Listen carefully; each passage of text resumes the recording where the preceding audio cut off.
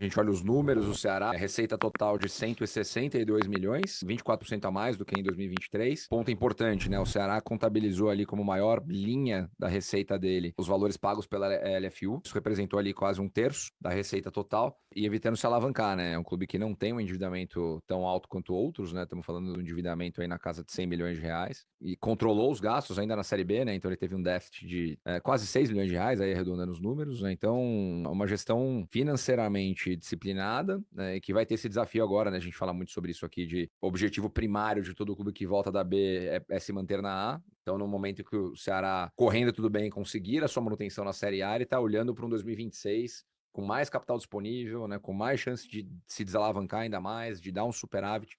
Então, realmente, números interessantes. É o Sports Makers, tá? Eles fizeram aí, né, uma análise geral aí do Brasileirão em relação a essa questão financeira, e ele cita essa questão, né?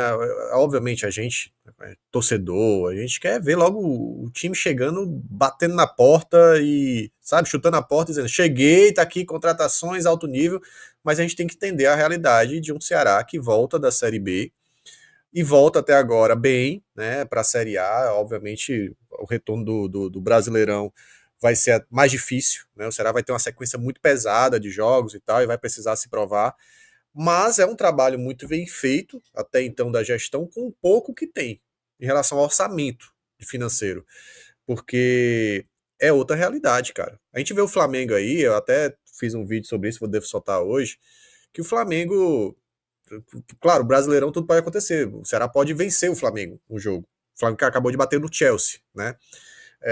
Mas assim, não dá para não dá para comparar. No Mundial, eles já ganharam 140 milhões de reais. Só no Mundial. Só de participar, de ter ganhado 2 jogos, de ter se classificado. Até agora ganharam 140 e tantos milhões de É. reais. O orçamento do Ceará para o ano é 229. Entende? Então, assim, não dá para você chegar agora na Série A, chutar a porta e contratar, como o Sport fez, 50 milhões, sei lá quanto que o Sport gastou em contratações, e achar que é normal.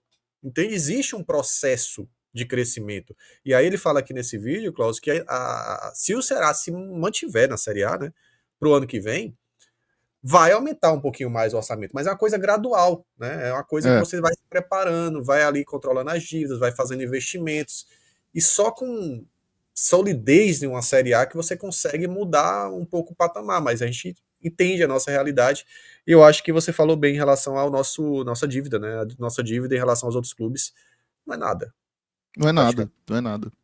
É. E eu acho, Douglas, que inevitavelmente esse exercício que o Ceará está fazendo de controlar a sua dívida, ter uma gestão disciplinada do ponto de vista financeiro, fazer todo esse ritual muito bem feito, tanto no financeiro como também na parte administrativa e de gestão esportiva, tudo isso tem que seguir.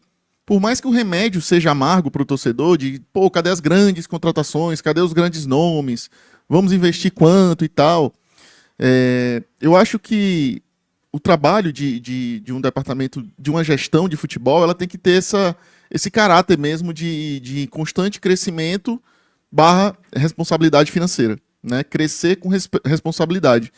E esse exercício, para o torcedor, às vezes ele não é tão agradável, porque os resultados eles não aparecem na mesma velocidade. Então, assim, o que é que se dá para a gente imaginar? Que, de fato, esse Mundial de Clubes, a chegada das SAFs, eu acho que a mudança de paradigma do mercado com o futebol brasileiro vai acontecer também, porque a gente imaginou uma coisa antes do Mundial e não está acontecendo, né? A gente imaginou que a Europa estava num status inatingível, tipo, não dá, simplesmente não dá para competir com os caras. Dá para competir com os caras. Dá para competir. E temos torcida, e temos um engajamento muito mais forte das torcidas. Então, assim, não estou dizendo que o nosso nível já é superior ao deles, de forma alguma. Acho que o nível deles ainda está acima em algumas ligas. Mas, em linhas gerais, não está tão distante como se imaginou. Então, acho que o olhar do mercado também de investimento vai ser mais forte para o Brasil. Vai ter mais atratividade o futebol brasileiro. Eu imagino isso, Douglas. Até porque o Mundial está sendo um sucesso. Sim. E ver o Ceará bem organizado, com as pessoas certas nos lugares certos, eu acho que isso é muito importante para algo que eu acho que inevitavelmente vai acontecer, que é a gente olhar para as SAFs. Eu acho que é uma discussão que dentro do clube a gente não pode ficar para trás. Não dá para ficar para trás nessa discussão. Eu acho que temos que de fato estar ali, não para agora, não é para amanhã, não é para depois de amanhã, não, mas essa discussão ela tem que existir. O Ceará precisa estar preparado para conversar com investidores. Para aceitar? Não. Para pelo menos conversar. Para pelo menos se tornar um clube atrativo. Então, eu acho que a gente tem que ter maturidade. Não é essa coisa de torcedor de dizer, eu não vou dar meu clube para os outros cuidarem. Vamos ser um pouquinho acima nesse nível de intelectual para discutir isso. Eu não estou falando do torcedor, não. O torcedor pode falar do jeito que quiser. Estou falando de pessoas que estão ligadas ao clube e tem esse vanguardismo, esse conservadorismo de não querer conversar sobre coisas que são pertinentes ao futebol. É inerente, você tem que falar sobre isso, você tem que discutir sobre isso. Então, eu acho que passou da hora da gente puxar essa discussão de SAF dentro do Ceará Sporting Clube. Repito, não é para poder ter uma SAF amanhã, depois de amanhã, não, é porque a gente precisa estar pronto ao mercado, a gente precisa saber falar com o mercado, termos o nosso valor validado, termos o que a gente quer, caso surja uma proposta muito interessante. E por que não possa surgir uma proposta muito interessante? Da gente alavancar o clube, da gente, sei lá, ter um estádio próprio, da gente ter uma equipe competitiva a nível top 5 do Brasil. Ninguém sonha com isso? Eu sonho. Então, assim, não estou dizendo que isso tenha que acontecer, mas a gente precisa estar pronto para esse diálogo acontecer, se eventualmente surgir interessados em adquirir ou em ter uma SAF do Ceará Sporting Clube. Acho que isso é uma discussão necessária. Não é esse negócio de, deixa para amanhã, deixa para depois, a gente vai ficar para trás, entendeu? O Vitória está se tornando SAF no final do ano. Tudo indica que vai se tornar SAF. Então, assim, é um movimento cada vez mais... eu acho que vai acontecer com mais oportunidades e oportunidades melhores. Então, quanto mais preparado a gente tiver, tanto na gestão como nas discussões, né, de se preparar para ouvir propostas, melhor. É ouvir propostas. Eu não estou falando de se tornar uma SAF.